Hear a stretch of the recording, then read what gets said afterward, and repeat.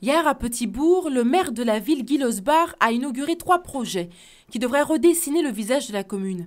La rénovation de la rue Schellcher, la construction d'un syndicat d'initiative et enfin la présentation d'un projet de prolongement de l'espace littoral du bourg.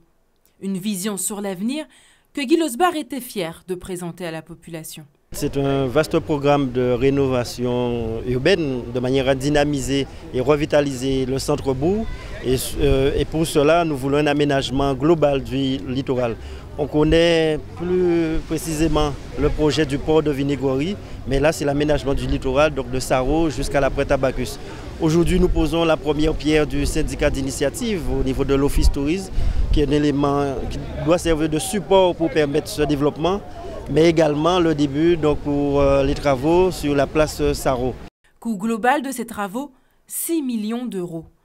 Un effort financé par la communauté d'agglomération, le Conseil général et les fonds européens. Un rafraîchissement du centre-ville attendu par la population. Nous avions un littoral mais qui n'était pas valorisé, qui n'était pas utilisé pour un développement économique.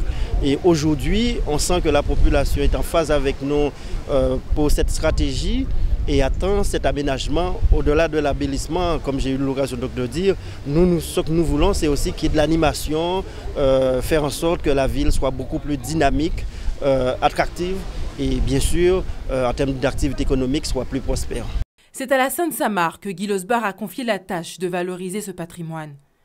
Les concepteurs ont dû s'approprier l'histoire du bourg pour revivifier un site riche en symboles. La maison du syndicat s'est découlée tout naturellement dans la mesure que c'est un élément qui est quand même phare, on va dire. Le lieu est quand même symbolique.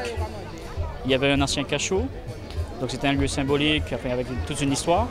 Donc nous, on s'est appuyé sur ces éléments et offrir justement aux petits bourgeois le moyen de se souvenir tout en cherchant une autre fonction pour cet ancien cachot. Donc d'où une boutique pour la vente de produits locaux avec tout l'accueil et l'information au public à travers ce bâtiment. Les travaux devraient commencer au 2e semestre de l'année 2013, de sorte que les petits bourgeois en profitent d'ici fin 2014.